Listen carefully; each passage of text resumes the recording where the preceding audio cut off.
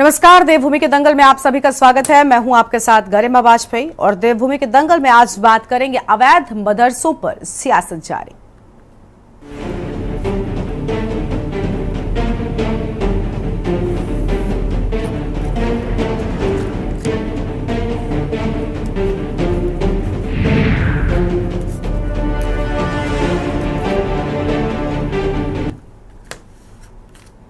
उत्तराखंड में धामी सरकार की अवैध मदरसों के खिलाफ कार्रवाई लगातार चल रही है। आपको बता दें कि कुछ रोज पहले भी तहसील प्रशासन, मदरसा बोर्ड सहित तमाम विभागों की संयुक्त टीम के द्वारा क्षेत्र में बिना पंजीकरण और अन्य खामियों के चलते 9 मदरसों को सील किया गया था। एसडीएम विकासनगर की अगुवाई में मदरसा बोर्ड, शिक्षा विभाग और एमडीडीए सहित अन्य संबंधित विभागों की संयुक्त टीम ने सहसपुर के ढाकी, रामगढ़, बैरागीवाला, टिमली और लखनवाला आदि क्षेत्रों में बिना किसी मानक के संचालित किए जा रहे 10 मदरसों को सील कर दिया। एसडीएम विकासनगर विनोद कुमार के मुताबिक अवैध रूप से संचालित 19 मदरसों के खिलाफ सीलिंग की कार्रवाई की जा चुकी है और आगे भी ये कार्रवाई जारी रहेगी। इस कार्रवाई के समय को लेकर राजनीति गर्मा गई है। मदरसों के वेरिफिकेशन किए जाने मुख्यमंत्री धामी के निर्देश के बाद पुलिस ने अपनी तैयारी कर ली है।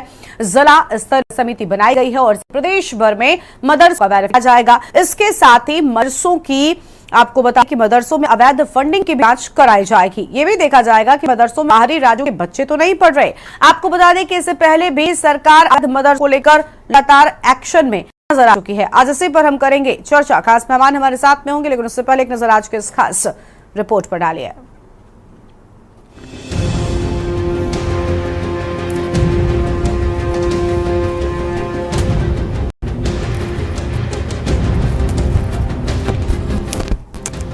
उत्तराखंड के देहरादून के विकास नगर के बाद उधमपुर में भी प्रशासन ने बड़ी कार्रवाई करते हुए खटीमा के 4 मदरसों को सील कर दिया, जबकि 5 मदरसों को जारी कर दिया है। प्रशासन की इस कार्यवाही से अवैध मदरसा संचालक हटचा हुए। प्रशासन और पुलिस बल की 2 टीमों ने मंगलवार को खटीमा के इस्लाम नगर, कंचनपुरी, लोहिया हेड, गोटिया, भगचुरी, चारूबेटा में चल रहे मदरसों की जाँच की। इस दौरान प्रशासन ने अवैध रूप से चल रहे 4 मदरसों को सील कर दिया, जबकि 5 मदरसों को नोटिस जारी कर दिया है। ये मदरसे धार्मिक स्थलों में संचालित मिले। एसडीएम रविंद्र सिंह बिष्ट ने बताया कि मदरसों में पढ़ने वाले बच्चों को चिन्हित कर आसपास के शैक्षिक संस्थानों में भेजने के लिए खंड शिक्षा अधिकारी को निर्देश दिए गए हैं। साथ ही धामी सरकार ने अवैध मदरसों और अवैध अतिक्रमण को लेकर बड़ी मुहिम चलाने की बात कही है। अवैध मदरसे और अवैध निर्माण, अवैध अतिक्रमण, यह हमारा संकल्प है कि हम देवभूमि उत्तराखंड में इस प्रकार के अवैध मदरसों को, उनके खिलाफ जो भी जांच करेंगे और जांच में जो भी पाए जाएंगे उनके खिलाफ कार्रवाई करेंगे। जो जांच की गई है उसमें जो भी अवैध रूप से पाए गए हैं, अतिक्रमण में पाए गए हैं, उनके खिलाफ कार्रवाई हो रही है और ये कार्रवाई हमारी निरंतर जारी रहेगी। आज तहसील विकासनगर के अंतर्गत जो पंजीकृत मदरसे थे उन पे कार्रवाई की गई है। सहसपुर थाना अंतर्गत आज कार्रवाई की गई है, जिसमें टोटल 10 मदरसों पे सीलिंग की कार्रवाई की गई है और शेष कल जारी रहेगी। टोटल आपकी कार्रवाई का कितना होगा? अभी तक जो कार्रवाई की गई है 28 फरवरी के बाद ये 19 मदरसे सील किए जाए। करने वाली बात है कि किसी भी प्रदेश का मुखिया चाहता है कि उसके प्रदेश में शांति रहे, सौहार्दपूर्ण वातावरण रहे, लेकिन हमारा तो मुखिया ही जिस दिन से अपनी कुर्सी पर लगातार सांप्रदायिक बातें करता है, सांप्रदायिक सौहार्द बिगाड़ने की चेष्टा करता है। कभी थूक जिहाद, कभी लव जिहाद, कभी लैंड जिहाद, कभी यूसीसी, कभी धर्मांतरण कानून। ये सुन सुनकर कान पक गए। म से मदरसा, म से मस्जिद, म से मजार, म से मुसलमान, और कोई बात ही नहीं है करने के लिए। मैं मुख्यमंत्री जी से कहना चाहती हूँ, पूरी सरकार से, शासन प्रशासन से कहना चाहती हूँ, और भी गम है जमाने में मोहब्बत के सिवा। अवैध कुछ भी चल रहा है, अवैध अतिक्रमण जिसने भी किया है उसके ऊपर कार्रवाई होनी चाहिए। वहीं हरिद्वार में सिंचाई विभाग की जमीन पर बनाई गई अवैध मजार भी हटाई जाएगी। उत्तर प्रदेश सिंचाई विभाग ने मजार पर 10 दिन का नोटिस चस्पा कर दिया है। अवैध मदरसों के खिलाफ सरकार द्वारा चलाए जा रहे अभियान को लेकर बसपा विधायक मोहम्मद शहजाद ने नाराजगी जाहिर करते हुए कहा कि सरकार कानून के दायरे में काम नहीं कर रही है, हिंदू मुस्लिम पर काम कर रही है। उन्होंने आरोप लगाया कि सरकार की नीति और नियति दोनों खराब है। सरकार का यदि ऐसा ही रवैया रहा तो वह कोर्ट जाने से भी पीछे नहीं हटेंगे। जमीन का पैनामा है, धार्मिक पढ़ाई कर रहे हैं, धार्मिक पढ़ाई करने के लिए किसी की परमिशन की आवश्यकता थोड़ा ही है। अगर वो सरकार पर डिग्री मांगे, सरकार पर वो कहे कि मेरे मदरसे को एडिट करो, उनका जमीन अवैध कुछ हो तो साहब अवैध है, तो आप कह रहे सरकार कार्रवाई, जो अवैध शब्द है यही गलत है। मदरसे अवैध है तो सरकार किस आधार पर कार्रवाई कर रही है? सरकार कानून के दायरे में काम नहीं कर रही। पहले तो आपको बता दें कि ये अवैध मदरसों का जो किस्सा था पिछले साल बड़े जोर तोरों पर चल रहा था। अगर अभी तक इसमें कार्रवाई नहीं की गई तो हम ये मानेंगे धामी सरकार की नाकामयाबी है और बीजेपी के एक प्रकार से तुष्टिकरण है, जिससे ये सिर्फ वोट के टाइम पर तो जो उनका हिंदू वोटर को बगलाने के लिए ऐसे कार्रवाई कर देती है और जुमला फेंक देती है, लेकिन वास्तव में कार्रवाई नहीं करती है। अभी भी कुछ ऐसा देखने में आ रहा, आपके माध्यम से संज्ञान में आ रहा है कि फिर से अवैध मदरसों पर कार्रवाई की जाएगी। इसका मतलब ये है जो विधानसभा सत्र में अभी जो बजट सत्र के दौरान जो कार्रवाई हुई है, जो अमानवीय भाषाओं का प्रयोग हुआ, जो पक्षपातपूर्ण रवैया अध्यक्षा महोदय द्वारा किया गया, उन सबको छुपाने के लिए धामी जी ने ये एक प्रकार से ब्रह्मास्त्र या जुमला शस्त्र फेंका हुआ है। देखिए, ये ड्राइव जो है सरकार की पुरानी ड्राइव है और ये लगभग 2-3 साल से उत्तराखंड के अंदर हम इस प्रकार की कार्रवाइयाँ कर रहे हैं, जिन पर शिकायतें आती हैं कि इन तमाम जगहों पर इंक्लूजमेंट है, चाहे फॉरेस्ट की ज़मीन हो, चाहे पंचायत की ज़मीन हो, चाहे नगर निगम की ज़मीन हो, गवर्नमेंट की ज़मीन पर जहाँ जहाँ इंक्लूजमेंट है, हमेशा सरकार ने उन इंक्लूजमेंटों को हटाने का काम किया और आने वाले समय में अगर जिस प्रकार की शिकायतें और भी आएगी तो सरकार उनको हटाने का प्रयास करेगी। कार्रवाई की ये बात नहीं है, ये हमारी ड्राइव है और हमारी सरकार ने कहा है, माननीय मुख्यमंत्री जी ने कहा है कि जो भी भूमि फॉरेस्ट के अंदर हो, जो भी भूमि राजस्व के अंदर हो, जो भी भूमि अन्य जगह हो, उन पर अगर जो इंक्लूजमेंट हुआ किसी ने भी किया है उसको हटाया जाएगा। अगर सवाल यह है कि इतनी बड़ी संख्या में अवैध मदरसे चल रहे थे तो मदरसा बोर्ड क्या कर रहा था? इसमें भी कोई दो राय नहीं कि प्रदेश में कई मदरसे अवैध रूप से चल रहे हैं। शासन ने अवैध रूप से चल रहे मदरसों की जांच के आदेश दे दिए। जिला प्रशासन स्तर से इसकी जांच चल रही है। सभी जिलों के डीएम जांच रिपोर्ट शासन को जल्द सौंपेंगे, लेकिन सरकार अभी से ही अवैध मदरसों को लेकर गंभीर है। आपको बता दें कि इन मदरसों में 25 से लेकर 141 तक की संख्या में बच्चे पढ़ रहे हैं। ऐसा ना हो कि इस तरह बढ़ती संख्या सरकार की सरदर्दी बन जाए और कुछ समय बाद अन्य राज्यों से आकर पढ़ने वाले ये बच्चे ही स्थानीय होने का दावा न करें। Uttarakhand desk report.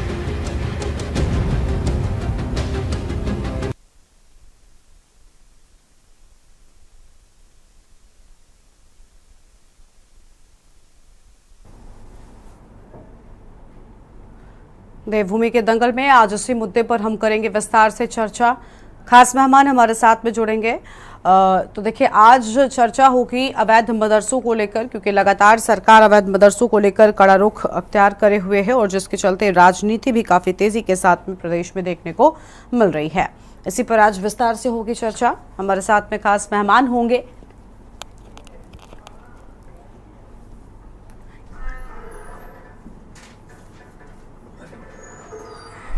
इन मेहमानों से सबसे पहले आपको रूबरू कराते हैं। हमारे साथ में अनूप पंत जी हैं, प्रदेश प्रवक्ता बीजेपी की ओर से। आशीष सैनी साहब हमारे साथ में हैं, प्रदेश प्रवक्ता कांग्रेस पार्टी की ओर से। शांति प्रसाद भट्ट जी हैं, केंद्रीय प्रवक्ता यूकेडी की ओर से। शमूम कासमी साहब थोड़ी देर में जुड़ेंगे, अध्यक्ष उत्तराखंड मदरसा बोर्ड की ओर से। और अरुण शर्मा जी हमारे साथ में हैं, वरिष्ठ पत्रकार हैं। बहुत स्वागत आप सभी मेहमानों का हमारे साथ चर्चा में आने के लिए। शुरुआत अनूप पंत जी के साथ में कर लेते हैं, प्रदेश प्रवक्ता बीजेपी की ओर से। अवैध मदरसों पर एक्शन लगातार जारी है, लेकिन कई बार हम देखते हैं कि अवैध मदरसों पर जब भी एक्शन की शुरुआत होती है, विपक्षियों की ओर से आवाज पहले बुलंद की जाने लगती है। आखिर ऐसा क्यों अनूप जी?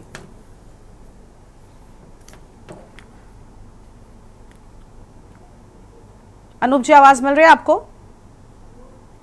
अनम्यूट कीजिए पहले आप।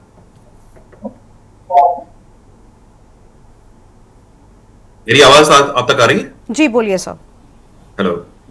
हाँ जी, देखिए, बड़ी दुखद बात है कि जब भी कोई भी सरकार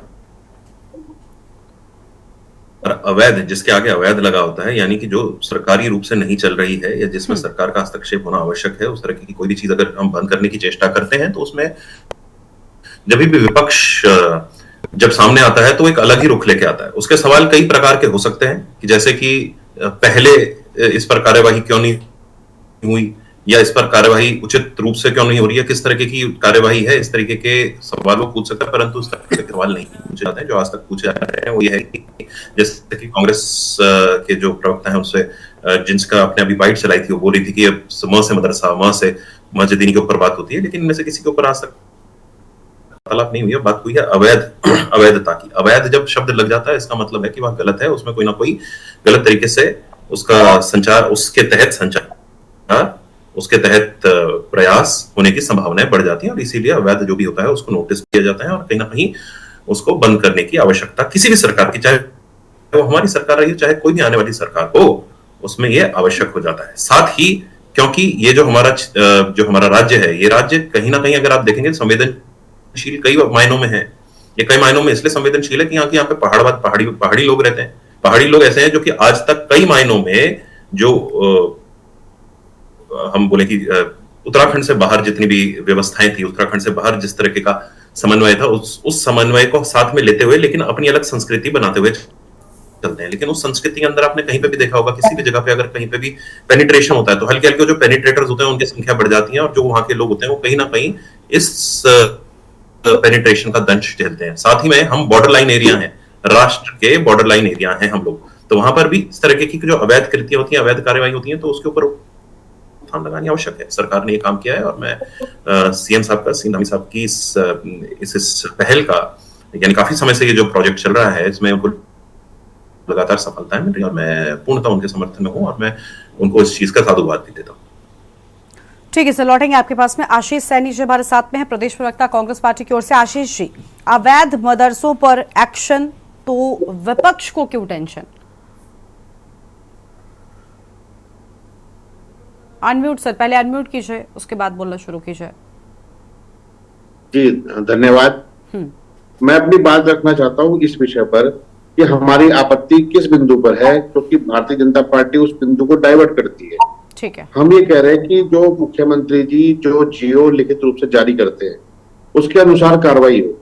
उन्होंने एक जारी किया कि सरकारी संपत्ति पर जितने भी अवैध कब्जे हैं जो वो हटाए जाए।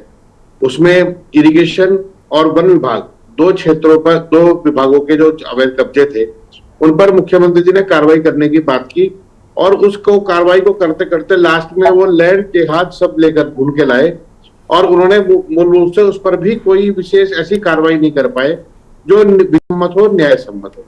यदि इरिगेशन द्वारा और वन विभाग के क्षेत्र में कोई कब्जा जो विभाग के अनुमति के बिना या किसी वैधानिक डॉक्यूमेंट के बिना है, कोई रजिस्ट्री, बैनामा, लीज नहीं है, तो इसका मतलब वो हटाए जाने के योग्य है मुख्यमंत्री जी के आदेश के अनुसार। लेकिन मुख्यमंत्री जी ने कौन से हटाए? मुख्यमंत्री जी ने टारगेट किया कि उनकी राजनीति सूख करती है कि वो मदरसे और जमीन के खिलाफ कार्रवाई करे, मदरसे और बाजारों पर कार्रवाई करे, ना कि उनके अलावा उपयोग करने वाले अवैध किसी भी निर्माण पर, चाहे वो आवास के रूप में इस्तेमाल रहे हो, चाहे वो किसी अन्य धर्म के धर्मस्थल बनाने में हो, या किसी भी तरीके से दुकान या कोई भी ऐसा कार्य किया जा रहा हो जिससे वो प्रभावित हो सकते हो। तो आपको कार्रवाई एक जब करनी चाहिए तो आपको उसमें समानता लानी चाहिए, उसमें समानता लानी चाहिए कि वो समान रूप से कार्रवाई कर सके। सरकार की कार्रवाई केवल मुस्लिम तुष्टीकरण के नाम पर ढोंग करने की है, मुसलमान आबादी को बंद करने की है, इसके अलावा कुछ नहीं है। वर्तमान में हमें कह रहे हैं कि जो अवैध मदरसे हैं जिनको आपने हटाया है तो आप बिल्कुल उनको तत्काल कार्रवाई कीजिए, लेकिन अगर कोई अवैध स्कूल भी चल रहा है, कोई बिना मान्यता के इंस्टीट्यूशन चल रहा है या मान्यता तो ले ली है लेकिन उसकी जो नियमावली है उसका पालन नहीं हो रहा है, तो उस पर भी कार्रवाई कीजिए। और साथ साथ जो आपने 2000 स्कूल बंद किए हैं उन्हें भी खोल दीजिए। आप एक तरफ तो सरकारी सुविधाएं और सरकारी स्कूल बंद कर रहे हैं और दूसरी तरफ जो अल्टरनेटिव एजुकेशन के नाम पर यदि कोई अवैध काम भी हो रहा है तो उस पर भी कार्रवाई तब करते हैं जब आपको उसकी जरूरत होती है। आज सरकार क्योंकि चारों तरफ से फेल है तो उन्हें लगा कि आज हम मदरसे का मुद्दा उठा लेते हैं तो इससे लोगों का ध्यान भटक जाएगा। लेकिन ये विपक्ष से आपत्ति किस बात की है कि हम ध्यान भटकने नहीं देते, इनसे वही सवाल करते हैं जो इनके ऑर्डर के संबंध में। मुख्यमंत्री जी ने जो ऑर्डर दिया है कि कोई भी शिक्षण संस्थान यदि मान्यता, क्या आपत्ति है? हमारी कोई आपत्ति नहीं आई। हमारी आपत्ति इसमें कि उस ऑर्डर का आधा पालन किया जाता है। जहां आपको लाभ होगा वहां आप पालन करेंगे, जहां आपको लाभ होगा वहां आप पालन नहीं करेंगे।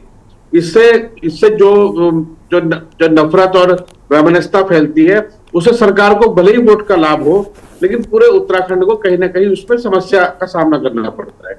और आप जिस तरह की इसमें चीजें घुसा रहे हैं कि बॉर्डर पर आ जाएंगे, डेमोग्राफी बदल जाएगी, बाहर के राज्य के बच्चे आएंगे, अरे जिन बच्चों के पास पढ़ने के लिए फीस देने तक के पैसे नहीं है, वो पूरा राज्य चेंज करके उत्तराखंड में भीड़ बनाने के लिए आएंगे? क्या बात करते हैं हम? उत्तराखंड में रहना दूसरे राज्यों के रहने के मुकाबले उतना ही खर्चा आता है, हर जगह उतना ही आएगा। तो आप इस तरह की चीजें ना बढ़ाएं, वो ज्यादा बेहतर है। मुख्यमंत्री जी ने जो ऑर्डर दिया है उसका पालन होना चाहिए।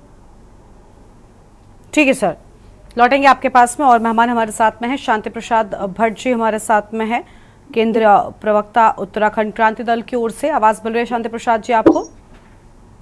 मिल रही है, आवाज मिल रही है जी। शांति प्रसाद जी, देखिए लगातार एक्शन में सरकार, लेकिन बड़ी बात ये कि शमूम कासमी साहब हमारे साथ में अभी है नहीं फिलहाल, थोड़ी देर में वो जुड़ेंगे। इसके पहले भी हमने जब अवैध मदरसों को लेकर चर्चा की है तो उनकी ओर से यही कहा गया कि हमें कोई आपत्ति नहीं है, हम भी चाहते हैं कि अवैध मदरसों की पहचान हो, वहां पर किस तरह की तालीम दी जा रही है ये भी सच उजागर हो। लेकिन राजनीति विपक्षों की ओर से क्यों की जाती है?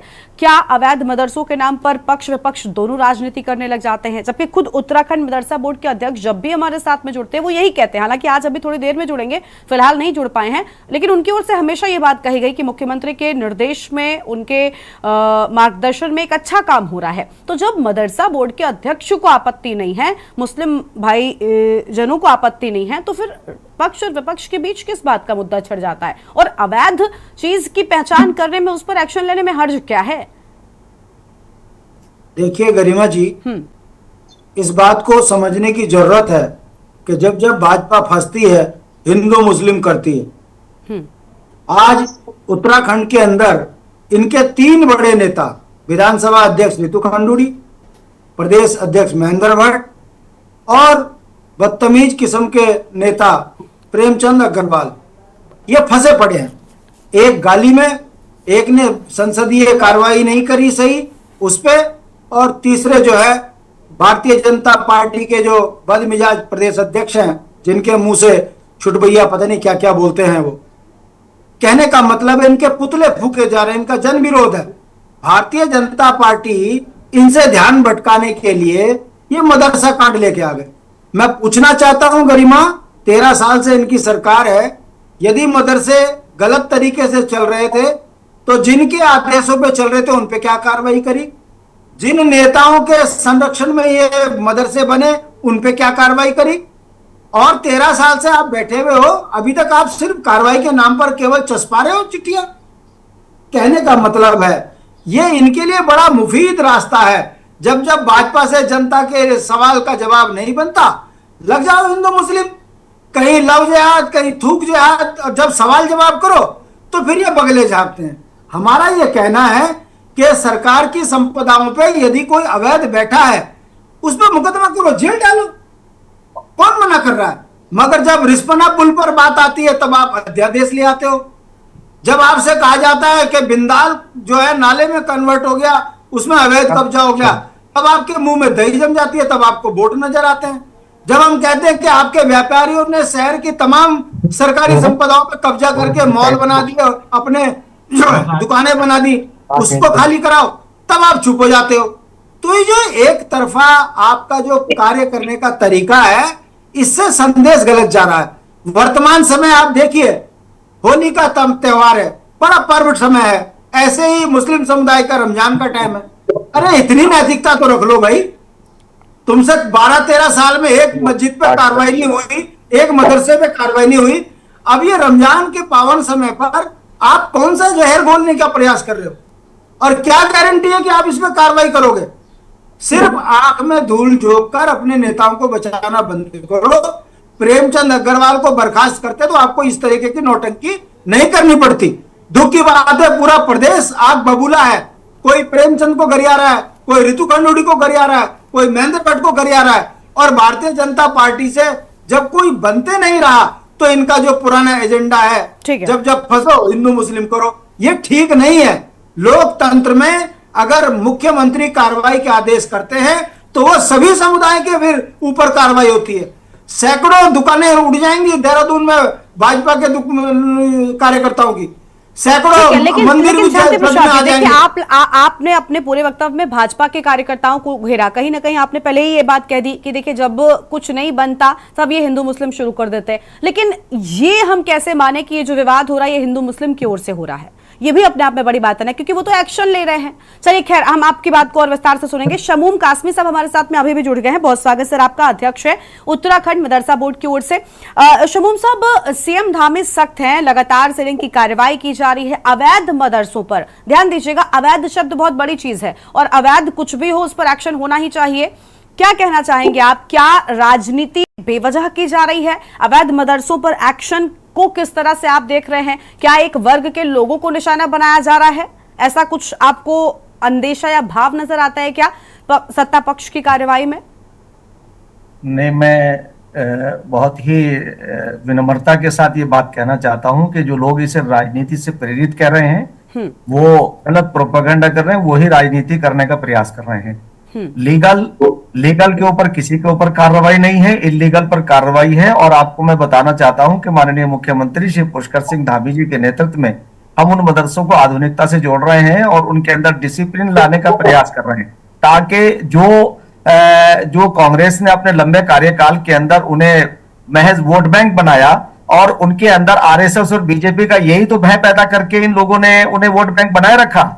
आज अगर इलीगल कोई भी चीज हो, मैं तो ये कहना चाहता हूं कि किसी भी इलीगल जगह पर कोई भी धार्मिक स्थल नहीं होना चाहिए, ना कोई मदरसा होना चाहिए, ना कोई मस्जिद होनी चाहिए और ना ही कोई अन्य धर्मों के लोगों का भी कोई धर्म स्थल बनना चाहिए। नाजायज जगह के ऊपर जब कहीं भी कोई काम होगा तो उसके ऊपर तो कार्रवाई बिल्कुल न्याय संगत है। और जहां तक जो लोग ये कह रहे हैं कि बदले की भावना से या भेदभाव के नजरिए से ये कार्रवाई हो रही है, ऐसा बिल्कुल सोचना भी गलत है। मैं समझता हूं कि यह प्रशासनिक कार्रवाई है और प्रशासन की कार्रवाई बिल्कुल उन लोगों पर है जिन्होंने खाली जो है बोर्ड लगा करके उनके नाम पे वो फंडिंग जमा करते हैं और बच्चों के विकास के लिए कोई काम उनका नहीं है। जब हमने उन्हें लीगल रास्ता बताया है कि आप रजिस्ट्रेशन कराइए तो उन्हें क्या परेशानी है? माननीय मुख्यमंत्री श्री पुष्कर सिंह धामी जी के नेतृत्व में हमने अभी विगत दिनों हमने 27 फरवरी को 51 मदरसों को जो लीगल थे, जिनके कागजात जो है वो ठीक थे, उन्हें हमने मान्यता दी है। और आने वाले लोगों से भी हमने ये कहा है कि आप आप नियमित रहिए ताकि आपके यहाँ पढ़ने वाले बच्चे वो गरीब घरों के बच्चे तो हैं, मगर उनका अधिकार है कि उन्हें गुणवत्तापूर्ण एजुकेशन मिले। तो मैं आपसे कहना चाहता हूं कि माननीय मुख्यमंत्री और उनके प्रशासन की तरफ से जो कार्रवाई है उसे अगर कोई बदले की भावना से कहता है या ये कहता है कि ये एक समुदाय को टारगेट करने के लिए है, ये बिल्कुल मैं उससे सहमत नहीं हूं और उसका मैं खंडन करता हूं। माननीय मुख्यमंत्री श्री पुष्कर सिंह धामी जी बेहतरीन काम कर रहे हैं और उन्होंने जितना काम इस प्रदेश के लिए किया है, मैं समझता हूं कि देवभूमि की गरिमा के अनुरूप वो काम कर रहे हैं। और देवभूमि का जो हमारे राज्य का जो स्वरूप है वो बिल्कुल वो सबको साथ लेके चलने का है। और यही वजह है कि माननीय प्रधानमंत्री श्री नरेंद्र मोदी जी के नेतृत्व के अंदर पूरा देश आगे बढ़ रहा है और माननीय मुख्यमंत्री जी उनकी चीजों को आगे बढ़ा रहे हैं। एक हाथ में लैपटॉप और दूसरे हाथ में कुरान, हाँ, कंप्यूटर और कुरान की बात प्रधानमंत्री ने की थी और साथ ही साथ मदरसों पर भी कभी ऐसा नहीं हुआ कि मदरसों पर सवाल उठाओ, अवैध मदरसों पर लगातार एक्शन की बात सामने आई है। एक सवाल आपसे और करना चाहूंगी मैं, इसके पहले भी हम चर्चा में कई बार बैठे हैं। शमूम साहब, आप चर्चा में थे, आपने अपना बयान दिया, आपने अपनी बात कही, उसके बाद जब आप चले गए तो एक सवाल ये भी उठा था, कांग्रेस पार्टी के एक प्रवक्ता थे, उनका ये कहना था कि दबाव में लेकर इस तरीके के बयान दिलाए जा रहे हैं। क्या किसी प्रकार का कोई दबाव होता है या फिर सत्ता पक्ष से प्रभावित होते हैं? मैंने उनसे बताया कि शमूम साहब हमारे साथ में थे, वो अध्यक्ष है उत्तराखंड मदरसा बोर्ड की ओर से, एक बड़ा पद है और एक बड़ी जिम्मेदारी होती है इस पद पर बैठने के बाद। तो क्या ऐसी कोई चीज नजर आती है, मतलब क्या इस पद पर बैठने के बाद राजनीति वाकई में असर करती है? क्या राजनीतिक प्रभाव होता है? नहीं, बिल्कुल नहीं। मैं बल्कि आपको निमंत्रण दे रहा हूं। हम कल परसों 15 को उन मदरसों के हमने संचालकों को बुलाया है, आपके सामने हम उनसे वार्ता करेंगे कि किसी भी गलत इस्लाम की एजुकेशन ये है कि किसी की नाजायज जगह के ऊपर कोई ना मस्जिद बन सकती है ना मदरसा बन सकता है। हम इसके पक्षधर हैं कि देवभूमि के लैंड के ऊपर अगर कोई कब्जा करता है और वो कोई धर्म स्थल बनाता है तो स्वयं हम जाकर के उसे हम तोड़ने की बात करेंगे। इसलिए कि ये हमें अपने आप को डिसिप्लिन में रखना हमें इस्लाम सिखाता है, और इस्लाम की जो एजुकेशन है वो ये है कि किसी के नाजायज जगह के ऊपर कोई भी धर्म स्थल तामीर नहीं हो सकता। और मैं मदरसों की बात कर रहा हूं तो आपको मैं आपको आमंत्रित कर रहा हूं मैं कि आप 15 तारीख को 11 बजे आप मदरसा बोर्ड के ऑफिस में आप आइए या अपने किसी नुमाइंदे को भेजिए, हम उन संचालकों से आपके सामने बात करेंगे, आप स्वयं बात करिएगा, आप पूछिएगा कि कोई भी इल्लीगल काम उसे कोई भी धर्म जो है बर्दाश्त नहीं करता है, पसंद नहीं करता है, इस्लाम भी नहीं करता है। तो इसलिए मैं कहना चाहता हूं कि देवभूमि के अंदर जो कार्रवाइयां हो रही हैं उसे बिल्कुल ये रंग देना, और ये राजनीतिक, यही राजनीति है कि कांग्रेस ने अपने कार्यकाल के अंदर मुसलमानों के अंदर यही तो भय पैदा किया कि आरएसएस और बीजेपी से डराया और उन्हें डरा करके वोट बैंक बनाया, और आज वो मेन स्ट्रीम से कट गए हैं। दुनिया जानती है राजेंद्र सिंह सच्चर की जो कमेटी थी उसने सिफारिश की थी, वो भी कांग्रेस ने बनाई थी अपने कार्यकाल के अंदर। तो इसलिए मैं अपने कांग्रेस के भाइयों से कहना चाहता हूं, विपक्ष के नेताओं से कहना चाहता हूं कि मुसलमानों को आप मेन स्ट्रीम में जुड़ने दीजिए।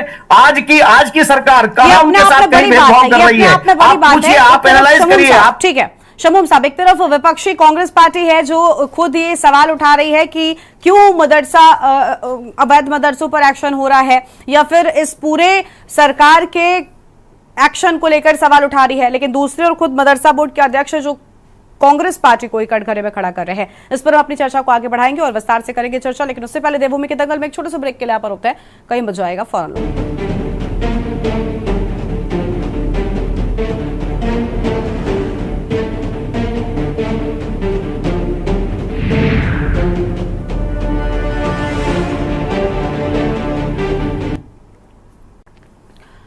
ब्रेक के बाद देवभूमि के दंगल में आप सभी का स्वागत है। हम चर्चा कर रहे हैं अवैध मदरसों पर एक्शन को लेकर। खास मेहमान हमारे साथ में लगातार बने हुए हैं।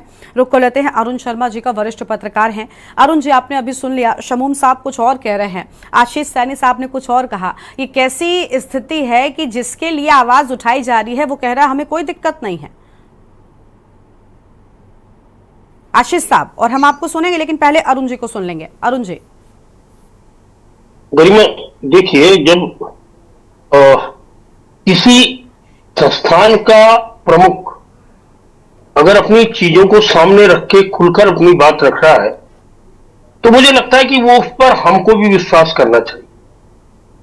देखिए, ये तो सभी ने देखा, लंबे समय से देखा कि ये कुकुरमुत्तों की तरह जगह जगह अवैध संस्थान या अवैध चीजें पैदा हो गई। हमने और आपने कई बार अतिक्रमण पर डिबेट की है, और तब भी मैंने ये बोला कि इन जगह पर जो अधिकारी है, जो कर्मचारी है, जिनके समय में ये घटनाएं हुई, अतिक्रमण हुआ, अवैध मदरसे बने, अवैध मजारे बनी, उनके खिलाफ क्या कार्रवाई हुई ये स्पष्ट होना चाहिए। क्योंकि होता क्या है कि आपने कोई चीज हटा दी बाय फोर्स, क्योंकि आपके पास प्रशासन है, पुलिस है, आपने फोर्सली उन चीजों को हटा दिया, लेकिन वो हुई क्यों?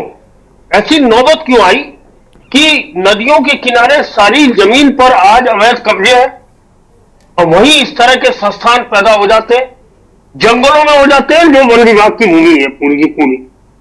तो आखिर में उस जगह पे कोई रेंजर रहा होगा, कोई डीएफओ रहा होगा, कोई वन दरोगा रहा होगा, कोई बीट कांस्टेबल रहा होगा, कोई कंजर्वेटर रहा होगा, आखिर उनके खिलाफ क्यों नहीं कार्रवाई होती जिनके समय में ये घटना दुर्घटना हुई है?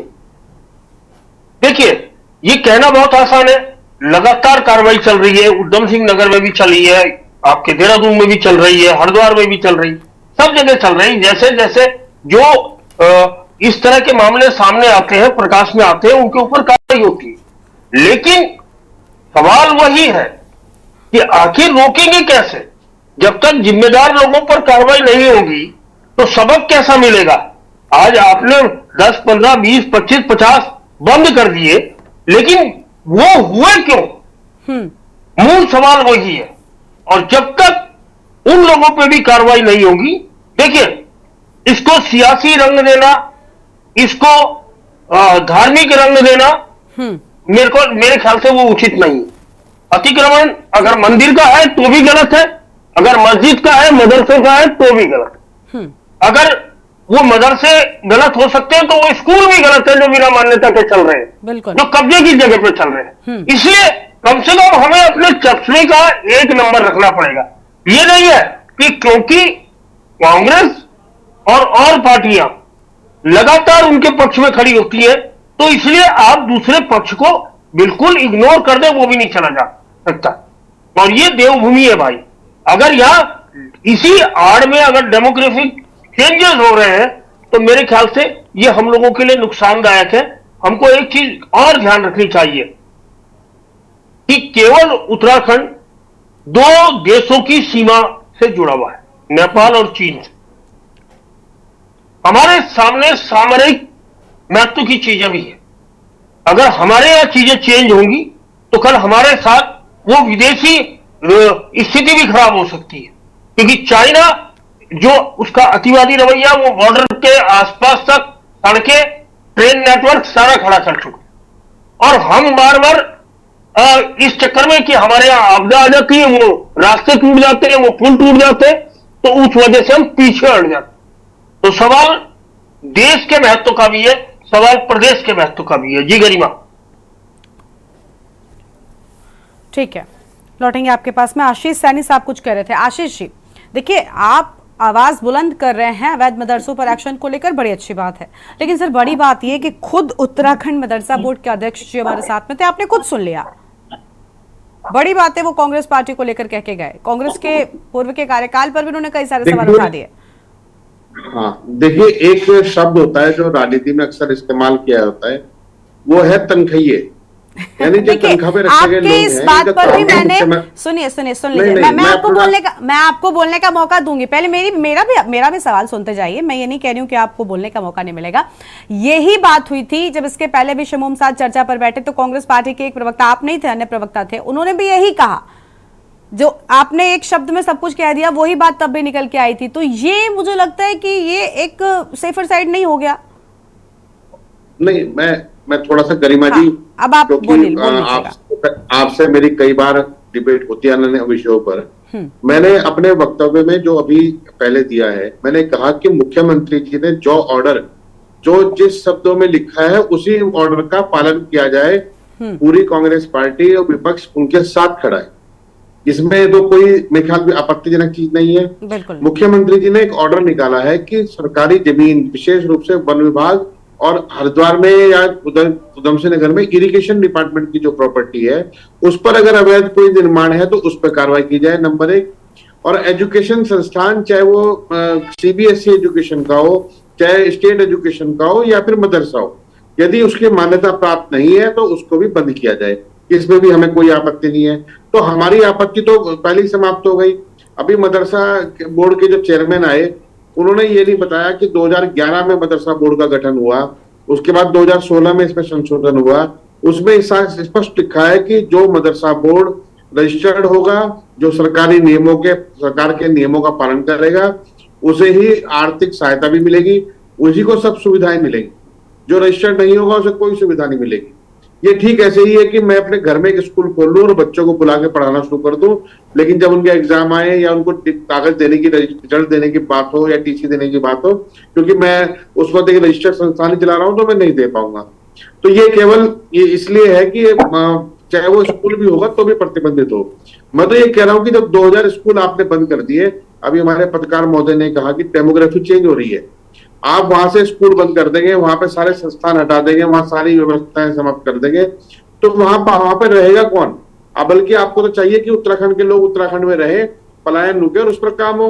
सरकार, हमारा आरोप दूसरा है, हमारा आरोप है सरकार उन सब मुद्दों पर काम करने के बजाय अपने भ्रष्टाचार को भी ढकने के लिए और अपनी अकर्मण्यता को ढकने के लिए इस मुद्दे को केवल हवा दे रही है, जिससे ये अखबारों में छपे, न्यूज कवरेज में आए, मुख्यमंत्री जी के बयान आए, प्रवक्ता महोदयों के बयान आए, बस वो एक दिखाने के लिए देखो हम बहुत जबरदस्त हमने काम कर दिया। एक्चुअल में वो कुछ नहीं कर रहे। अब मैं हमारे जो पत्रकार महोदय हैं, मैं इनके सामने एक विषय लाना चाहता हूँ। हमारे रक्षा सलाहकार हैं अजीत डोभाल, उत्तराखंड के रहने वाले हैं। उनके दोनों बच्चे सिंगापुर में रहकर बिजनेस करते हैं। पाकिस्तान के उद्योगपतियों के साथ वो पूरे मिडिल ईस्ट में बिजनेस कर रहे हैं और उन्होंने भारत की नागरिकता छोड़ दी है। अब बताइए ना, डेमोग्राफी को खतरा किससे है? वो वहां पे जाके पाकिस्तान के उद्योगपति के साथ बिजनेस करें और यहाँ पे आप मुसलमानों के साथ सौतेला व्यवहार करने की कोशिश करें। यानी एक ही कानून का पालन करने का ऑर्डर मुख्यमंत्री कार्यालय से निकला और आपने उसको गड़बड़ कर दिया बाहर निकलते ही। आपको अगर मैं बताऊं कि अगर आप हरिद्वार में आएंगे तो हरिद्वार में सतपाल महाराज से लेकर जो इनके मंत्री हैं उनसे लेकर तमाम बड़े जो महात्मा हैं, संत हैं, मैं किसी पर आरोप नहीं लगाना चाहता था, उन्होंने भी इरिगेशन की जमीन पर कब्जे किए हुए हैं। तो बताइए कौन सी सरकार है जो हटाने का काम करेगी? हमारी सरकार ने तो कभी ये नहीं सोचा कि भाई इन्होंने सरकारी जमीन कब्जा करी भी ना हटाओ। हमने कहा धार्मिक गतिविधियां कर रहे हैं, जमीन पड़ी है, आप करते रहिए, हमने किसी को मना नहीं किया। लेकिन मना नहीं किया तो उसका मतलब ये नहीं कि हमने मालिकाना हक दिया होगा उनको। और आज अगर आप कार्रवाई कर रहे हैं उन मदरसों पर जिनका रजिस्ट्रेशन नहीं है, तो ये बताने की कोशिश मत कीजिए कि उत्तराखंड की डेमोग्राफी बदल रही है और आप मुसलमान आबादी को उत्तराखंड से बाहर निकालना चाहते हैं। तो ये आप स्पष्ट कर दीजिए अपने ऑर्डर में मुख्यमंत्री जी से। अभी हमारे अरुण जी हैं, अनुपम जी हैं, शाम को जाएंगे मुख्यमंत्री जी क्या, तो उनसे कहिए जरा नया ऑर्डर निकाल दे कि ये हमने मुसलमानों के लिए निकालना है, आप हमें मुस्लिमों के लिए एक सेपरेट ऑर्डर दो। आते हैं अनूप जी, वहां पर सवाल पूछे जाते हैं हमसे। तो मैं इसलिए गरिमा जी ये चीज का फर्क है। अभी उन्होंने आगे कहा कि कांग्रेस है, आप कांग्रेस से विरोध कर सकते हैं, कांग्रेस एक राजनीतिक दल है, कांग्रेस में 100 कमियां हो सकती हैं, लेकिन आप अपने निकाले हुए ऑर्डर पर अगर एक काम नहीं कर पा रहे तो कमियां आप में। हमारा काम है सरकार जो ऑर्डर करे उसका पालन हो और जो चीज गलत हो हम उस पर सरकार कार्रवाई करेगी तो हम साथ खड़े हैं। लेकिन अगर उसका उद्देश्य आप केवल नफरत का जहर फैलाने के लिए करेंगे तो निश्चित रूप से 100% आपत्ति है। संविधान के आर्टिकल 15 का खुला उल्लंघन है जो हम नहीं होने देंगे। ठीक है सर, अनूप जी कुछ कह रहे हैं। अनूप जी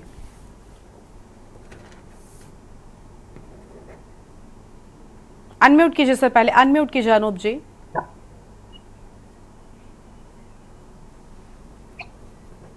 क्षमा प्रार्थी हूँ, मैं सिर्फ 2 मिनट आपसे मांग रहा हूँ। इस 2 मिनट में प्लीज बीच में कोई नहीं बोले तो मैं इसलिए बोल रहा हूँ। देखिए पहली चीज तो इन्होंने ये सभी ने इनमें से बोल दिया कि आपत्ति नहीं है अवैध मदरसों को हटाने में, तो टॉपिक वही था, यहाँ पर बात खत्म हो जाती है। लेकिन क्योंकि अब देखिए कैसी कैसी बातें निकल के आती हैं, इन्होंने यहाँ पे बोल दिया चलती भी उसमें डिबेट में कि अजीत डोवल जी के दोनों जो लड़के हैं वो यहाँ की सिटीजनशिप छोड़ चुके हैं, यानी कि उनके जो 2 पुत्र हैं विवेक डोवल और शौर्य डोवल, क्या ये इसकी जिम्मेदारी से बोल रहे हैं ये?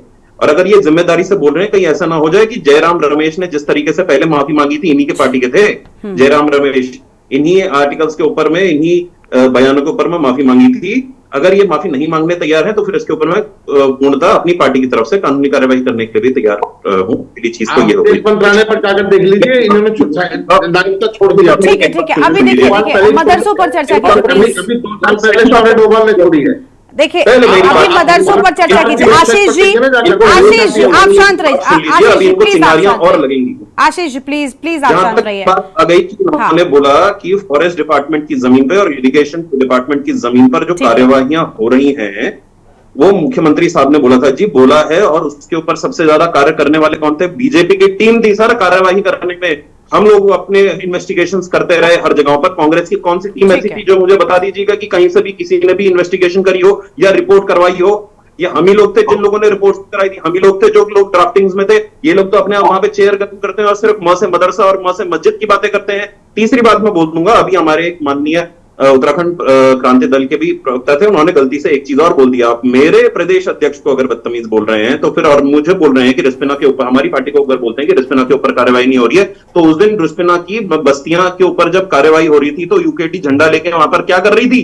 क्यों रोकने चली गई वहां पर उसके ऊपर होने वाली कार्यवाही को? तो ऐसा है ना, जब राजनीति की बात होती है तो ये सारे के सारे राजनीति की कलम लेके खड़े हो जाते हैं।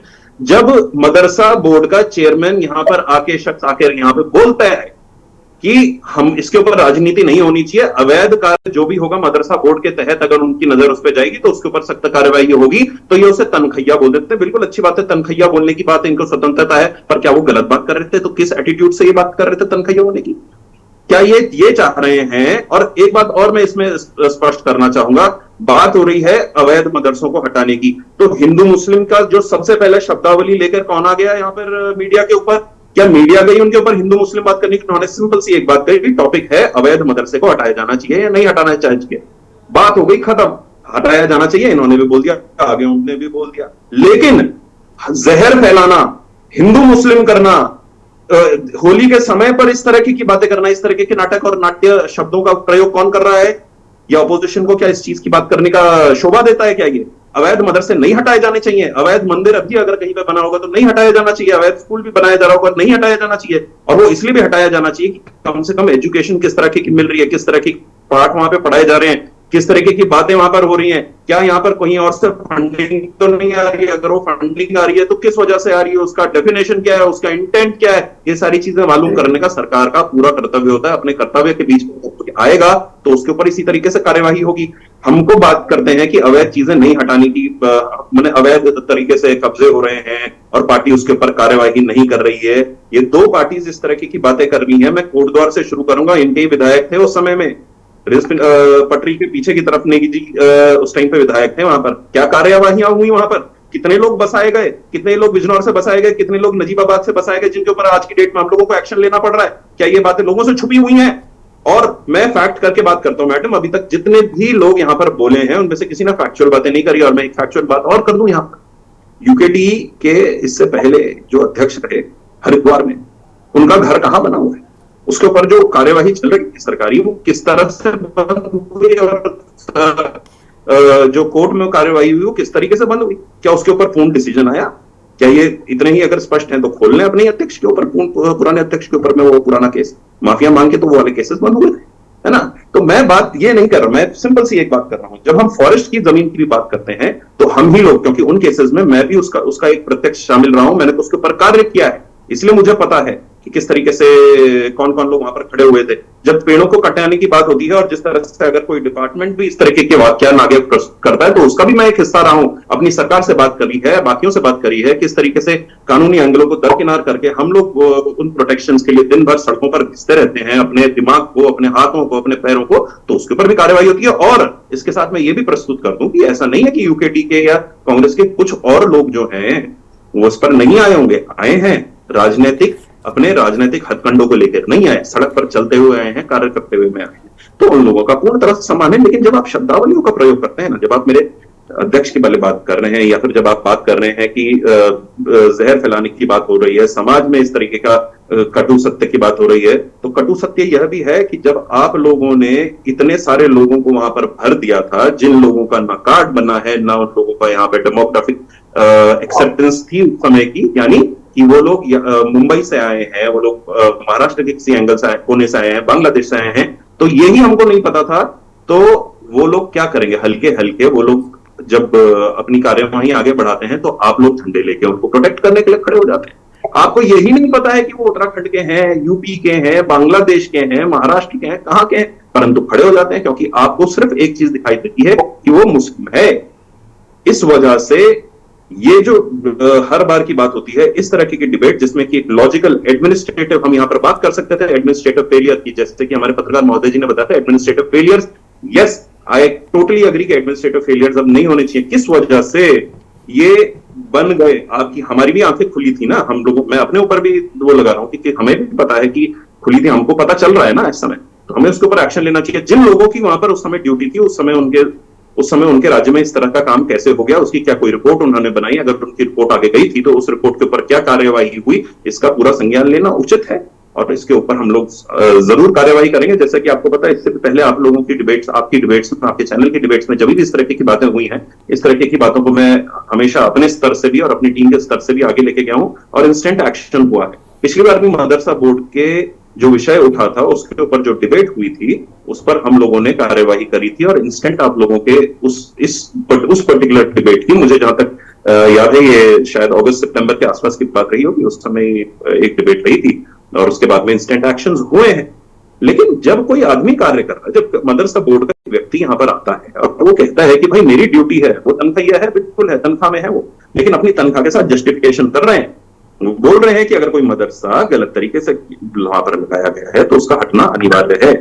और क्योंकि मदरसा में एक तरह से धार्मिक प्रशिक्षण भी होता है, तो उन्होंने ये बात भी तो कही है कि इस्लाम ये बोलता है कि कहीं पर भी अगर गलत तरीके से किसी की जमीन के ऊपर कब्जा है तो उसको सबसे पहले उन्हें तोड़ना चाहिए। तो जहां पर वो अपनी बात रखने हैं उनको आप इस तरह से इंसल्ट करके बात करेंगे, तनख्वाह है, तनख्वाह, इसकी वजह से ये सरकारी बात करेंगे।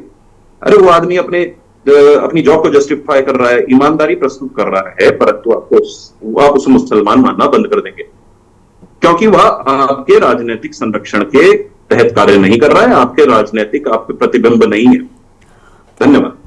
ठीक है सर, लौटेंगे। अरुण शर्मा जी का रुख कर लेते हैं। अरुण जी, नहीं लगता कि सिर्फ राजनीति हो रही है?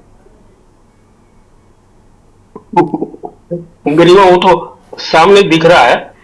देखिए, मैंने पहले सवाल आपसे किया था ना कि जिसके लिए आवाज बुलंद की जा रही है उसको ही दिक्कत नजर नहीं आती, और वो भी आरोप लगा कर गए, कांग्रेस पार्टी को घेर गए शमूम साहब। देखिए, मैं हमेशा आपके साथ मैंने सैकड़ों डिबेट की होगी आज तक, कई सालों से। बिल्कुल। और आपने देखा होगा मैं हमेशा अवैध कोई भी चीज है उसके खिलाफ है, चाहे वो अवैध अतिक्रमण हो या अवैध मदरसे हो, अवैध स्कूल हो, अवैध मंदिर हो, मैं हमेशा उसके खिलाफ रहता हूं। और एक बात बहुत अच्छी मुझे लगी, अभी बीजेपी प्रवक्ता बोल रहे थे, देखिए हमें फैक्ट की बात करनी चाहिए, लफबाजी नहीं करनी चाहिए डिबेट में बैठ के। क्योंकि हम, होता क्या है कि मुद्दा अब कब्जों का है, अवैध कब्जे है या अवैध मदरसों का है, मुद्दा यह है हम उसको कहीं ना कहीं भटका देते हैं। ये उत्तराखंड बहुत सेंसिटिव प्रदेश, इसलिए भी सेंसिटिव है कि पूरी देश में 4 धाम एक साथ कहीं नहीं, गुरुद्वारा हेमकुंड साहिब कहीं नहीं, नानक मत्ता गुरुद्वारा कहीं नहीं, और बगल में हमारे प्रयाण क्लियर किसी और प्रदेश में इस तरह की चीजें नहीं। तो आज कायदे में तो सबको होली की मुबारकबाद देनी चाहिए, लेकिन मैं एक बात कह रहा हूं, इतना कौमी गुलदस्ते वाला प्रदेश कहां मिल सकता है? अब हम उसमें राजनीति कर करके हम गलत को गलत नहीं बोल रहे, हम गलत के पीछे खड़े होने की कोशिश कर रहे हैं। तो ये क्यों कर रहे हैं भाई? अगर हम सब इस प्रदेश के लोग हैं, इस प्रदेश में रह रहे हैं, तो हमारी सबकी ड्यूटी है ये कि इस प्रदेश के अंदर जो भी गलत काम हो रहे हैं उनका विरोध करें और सही के साथ खड़े हो। होता क्या है कि हम अपनी राजनीति के चक्कर में हम गलत के साथ खड़े हो जाते हैं, क्योंकि हमें लगता है कि कहीं ना कहीं वो जो वोट बैंक की राजनीति है वो हमारे को इसके साथ खड़े रहने में सूट करती, वो भी कोई दिक्कत नहीं, लेकिन वो लंबे समय चलता रहे। और इसीलिए इस देश की राजनीति पिछले कुछ सालों में तेजी से बदली है, खास करके हिंदी भाषी प्रदेश। देखिए, दक्षिण भाषी जितने राज्य हैं उनमें आज भी रीजनल शक्तियां ज्यादा मजबूत है।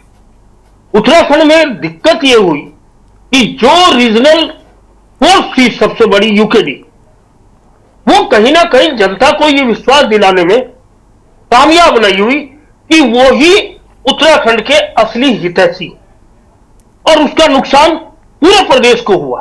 अगर रीजनल फोर्स हमारे यहां मजबूत होती तो निश्चित तौर पर राष्ट्रीय दलों पर भी लगाम लगी रहती, लेकिन सब जानते हैं कि रीजनल फोर्स कमजोर है, और जो वोटर है उत्तराखंड का, मैं बार बार कहता हूं हमारे यहां लिटरेसी रेट ज्यादा है, जागरूकता ज्यादा है, इससे जो वोटर है वो राष्ट्रीय पार्टियों के इर्द गिर्द सिमट के रह जाता है। इसलिए वो चेक करता है, अगर भाजपा ठीक नहीं है तो कांग्रेस ठीक नहीं है तो भाजपा, ये चेकिंग अभियान चल रहा है। और पिछले 5 चुनावों से लोकसभा, हम लोग विधानसभा की बात करें तो उस चेकिंग में कांग्रेस फेल हुई। किन कारणों से हुई उस पर कभी और चर्चा करेंगे, क्योंकि कांग्रेस के वो व्यक्तिगत कारण है, वो पूरे प्रदेश के कारण नहीं है। तो इसलिए आज भी ये समझना चाहिए कि अगर आज भी आप सही के साथ सही और गलत के गलत नहीं कह सकते तो भविष्य आपका नहीं होगा। भविष्य फिर ऐसे ही रास्ते पब्लिक ढूंढ लेगी, क्योंकि पब्लिक से ज्यादा समझदार कोई नहीं। जी गरिमा। ठीक है सर। यूकेडी की प्रवक्ता हमारे साथ में शांति प्रसाद भट्ट जी लगातार बने हुए। शांति प्रसाद जी, आपने बीजेपी पर कई सारे सवाल उठाए थे, अभी शमूम साहब आए, वो कांग्रेस पार्टी को घेर कर गए। क्या बीजेपी भी, आपने अपनी बात कही, मैंने आपको टोका था कि ऐसा लग रहा है कि आपको लगता है कि सारी चीजें बीजेपी की ओर से की जा रही हैं, राजनीति के सत्ता पक्ष से की ओर से भी है, क्योंकि कांग्रेस पार्टी पर तो शमूम साहब भी आरोप लगा गए। क्यों आखिर अवैध मदरसों पर ही एक्शन की बात सरकार भी कर रही है, जबकि अभी अरुण जी ने कहा ना कि अवैध तो मंदिर भी हो सकता है, अगर अवैध जगह पर बना है तो उस जगह के निर्माण पर ही सवाल उठ जाते हैं। तो क्या सिर्फ मदरसों पर एक्शन ही अपने आप में एक राजनीति है सत्ता पक्ष की?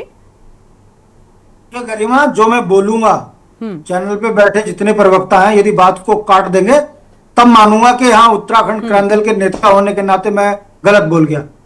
देखिए, यहाँ मदरसे बोर्ड के अध्यक्ष ने आके कह दिया कि हमारी सरकार की नीति है एक हाथ में कुरान दूसरे में कंप्यूटर, बात खत्म, हमने स्वीकार लिया। तो ये डिबेट हो किसके लिए रही है? कौन करा रहा है? विपक्ष करा रहा है। आपने जो चीज पकड़ी है उस पर जवाब दीजिए कि यदि मुख्यमंत्री ने यह चिट्ठी लिखी है कि केवल मदरसों पे कार्रवाई होगी, तब तो डिबेट में हमारा एक केवल मदरसों पे कार्रवाई की बात है। और जब मुख्यमंत्री ने प्रशासनिक इकाई को कहा है कि समस्त अवैध कब्जेदारों पे कार्रवाई, तो फिर मदरसों पे क्यों नहीं इधर गोलालाओं की दुकानों पे हुआ, क्यों नहीं रिस्पना पुल पे हुआ? देखिए, बैठकर ज्ञान पेलना, अपनी पार्टी की जय जयकार करना अलग है, तथ्यपरक बात करना अलग है। राजनीति में झूठ बोल के कुछ भी कर लो। आपके नेता ने बोला नहीं है क्या? और जब उसके खिलाफ मुकदमा हो, जब उसके खिलाफ पूरा जनमानस खड़ा है, तब आप क्या उसको सही ठहराओगे? कहने का मतलब है, भाजपा में गए हैं, एक ही चीज सिखाई है, जय जयकार करोगे तो जिंदे रहोगे, नहीं तो खत्म। ऐसा है ना कि कमरे के अंदर बैठे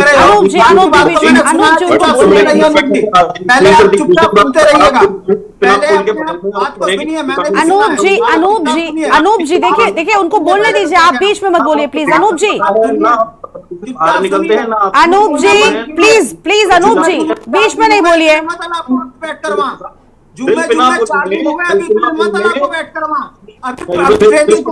कुछ नहीं है, पहले आरएसएस में जाकर पहले ट्रेनिंग में चमका दी, अब जाकर बात करो। और जिस तरीके से चैनल पे बोल रहे हो कि यूकेडी ने जो है गाने पर वो किया है सहयोग, कोई प्रूफ बताइए बैठ के झूठ बोल। अरे अनूप जी आपको आवाज मिल रही है सर? अनूप जी प्लीज शांत हो जाइए। हमारी औकात नहीं है कार्रवाई करने की, ठीक है? मैं चुनौती के साथ कह रहा हूं, अपनी संपत्ति पे बैठ है हैसियत तो कार्रवाई करके दिखाइए, झूठा बोलिए चैनल पे बैठ के। ठीक है शांति प्रसाद जी, आप प्लीज अपनी बात को पूरा करिए जल्दी से, वक्त बहुत कम है, क्लोजिंग टाइम है। शांति प्रसाद जी आप अपनी बात को पूरा कीजिए। हाँ, अनूप जी आपको आवाज मिल रही है क्या? अनूप जी क्या तरीका है? अनूप जी सर वो सुन नहीं रहे। अनूप जी आवाज मिल रही है आपको? तो इनके पेट में दर्द हो जाता है। अरे अनूप जी आपको आवाज मिल रही है क्या हमारी? आप शांत हो जाइए प्लीज, इनको म्यूट कर दीजिए। उत्तराखंड के नाम पर दामन का थामा बन गए पूरे वाजपेयी आंदोलन में ट्रेनिंग लेनी पड़ेगी। ठीक है सर, शांति प्रसाद जी ठीक है, माफ कीजिएगा सर, अपनी चर्चा को हमें यहीं पर रोकना पड़ रहा है, वक्त की कमी है। और अनूप जी प्लीज डिबेट में बैठा करिए, तो कम से कम ये समझा कीजिए कि सिर्फ आपको बोलने का न्योता नहीं दिया गया, यहाँ पे चार मेहमान और भी बैठे हैं सर, और बीच में बोलने की अपनी आदत को छोड़ दीजिए, क्योंकि डिबेट का मतलब ये नहीं होता कि जब आपकी बारी आए सिर्फ तब बोलिए, किसी और की बारी में बीच में मत बोला कीजिए। शुक्रिया आपका हमारे साथ चर्चा में जुड़ने के लिए और अपनी बात रखने के लिए। तो लगातार अवैध मदरसों को लेकर एक तरफ सरकार सख्त रुख अख्तियार किए हुए, तो वही दूसरी ओर विपक्ष लगातार अवैध मदरसों पर, सिर्फ और सिर्फ अवैध मदरसों पर एक्शन को लेकर सरकार के इस एक्शन पर सवाल खड़े कर रही है। देवभूमि के दंगल में आज इतना ही। तमाम बड़ी खबरों के लिए आप देखते रहिए के न्यूज़ इंडिया।